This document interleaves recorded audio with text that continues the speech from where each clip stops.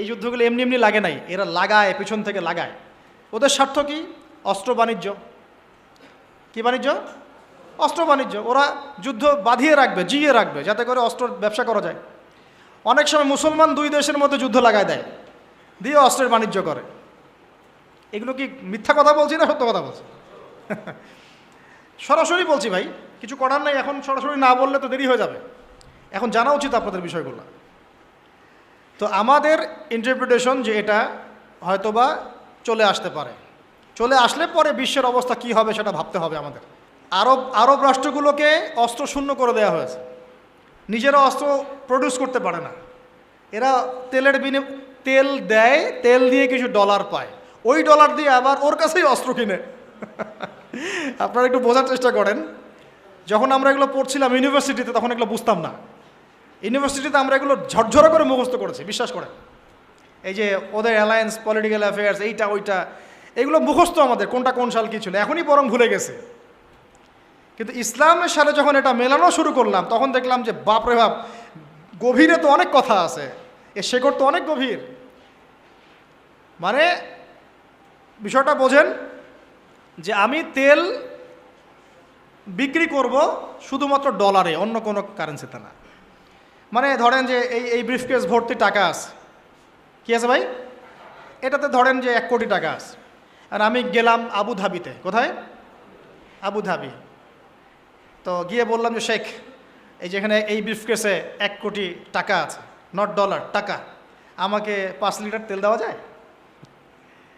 জীবনে আমাকে তেল দিবে না।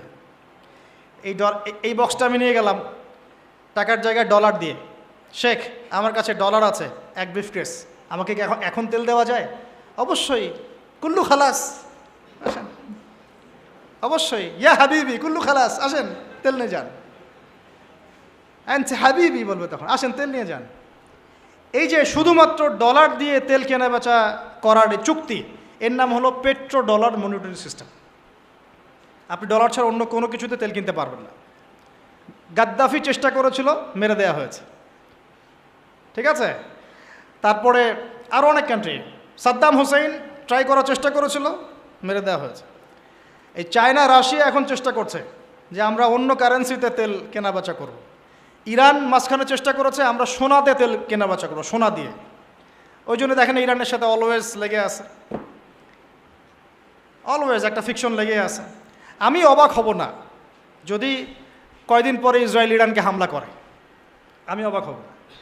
এটা অবাক হব না যদি কয়দিন পর লেবাননে গিয়ে সে আক্রমণ করে, সে যদি কয়দিন পর মিশরে আবার আক্রমণ করে, জর্ডানে আবার আক্রমণ করে, আমি অবাক হব না। কারণ এগুলো আমরা বুঝি। এখন কথা হচ্ছে এই যে কেনা বেচাটা জায়েজ না জায়েজ বলেন দেখি। এটাও ভাইদের কাছে ফতোয়া নিয়েন। এতে করে কি হলো? ডলার হয়ে গেল সুপিরিয়র কারেন্সি, ও আধিপত্য বেড়ে গেল, আধিপত্য বেড়ে গেল। যদি আমরা টাকা দিয়ে তেল কেনা বেচা করতে পারতাম, তখন আমার টাকার মান থাকতো বেশি, ওদের মান থাকতো কম। তখন ডলারকে কেন্দ্র করে সব টাকা পয়সার মান নির্ধারণ করা শুরু হলো। কথা বুঝতে পারছেন? এই চুক্তিটা করেছে আরবরা। কারা করেছে? আরবের গলফ কান্ট্রিরা।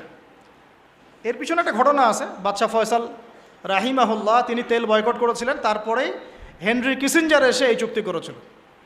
এটা অনেক আগের কথা, এটা চতুর্থ যুদ্ধের কথা, 1973 সালের দিকের কথা।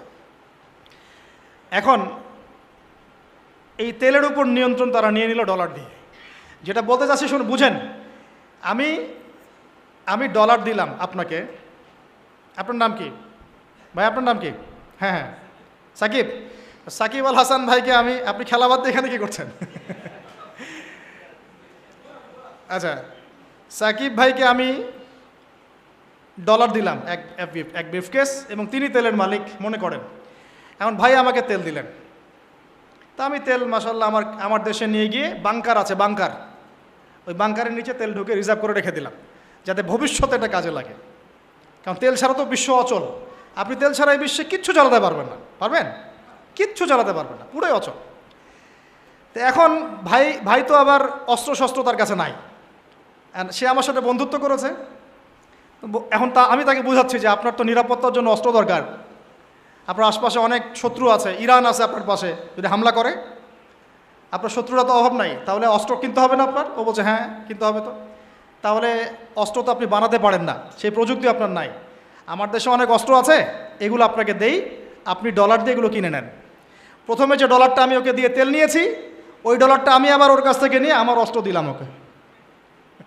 লাভ কার? বুঝেন নাই মনে হয়। প্রথমে আমি দিয়েছি ওকে ডলার, সাকিবকে, সাকিব দিয়েছে আমাকে তেল। সেই তেল নিয়ে আমি আমার দেশে রিজার্ভ করেছি, তেল তো আমার থাকলোই। আর আমার ডলার হলো কারেন্সি, সুপিরিয়র কারেন্সি, যা দিয়ে অন্য কারেন্সির মান নির্ধারণ করা হয়। এবার ওকে বুঝালাম তোমার অস্ত্র নাই, তো ও বলছে তো আমার তো প্রযুক্তি নাই, তাহলে আমাকে আপনি কিছু অস্ত্র বিক্রি করেন আমার কাছে। তা আমি কিছু অস্ত্র, আমার তো অস্ত্রের অভাব নাই, আমি যত ইচ্ছা এগুলো বানাতে পারি। যেটা বানাচ্ছি ওর চেয়ে অত্যাধুনিকটা আমার কাছে আছে। ওকে এমন কিছু দিব না যেটা দিলে ও আবার আমাকে আক্রমণ করতে পারে। ওকে এমন অস্ত্রই দিব যেটা আমার প্রতিহত করার ক্ষমতা আছে। অথবা ব্যালিস্টিক মিসাইল ওকে দিব না, ওকে অন্য কিছু দিব। তা আমি এখন ওকে অস্ত্র কিছু দিলাম, ওই যে ডলারটা প্রথমে দিয়েছি ওইটা আবার সে আমাকে দিয়ে দিল। কিছু কি বুঝলেন? এইটাই চলতেছে আরবের মধ্যে। অথচ এই সার্কাসটা কিম জং উন অনেক বেশি বুঝেছে আগে। ও বলছে তোদের সাথে চলি না, আমি চায়নার সাথে চলবো, রাশিয়ার সাথে চলবো, এই যে অস্ত্র বানাবো। দেখেন নাই কয়দিন আগে গোলগাপ্পু একটা মানুষ আসে আর বলে যে এই যে মিসাইল চালাচ্ছে, দেখেন নাই? ও ভালো কাজ করছে তাও মাশাআল্লাহ। হ্যাঁ, আমি সে মুসলিম না, কিন্তু বলছি যে ওই সেন্সে সে ভালো কাজ করছে। এই নিয়ন্ত্রণটা ওরা জায়নিস্টরা নিয়ে নিয়েছে, জায়গার, ভৌগোলিকত্বের, মিডিয়ার, প্রযুক্তির, অস্ত্রশস্ত্র, তেলের, সব কিছুর।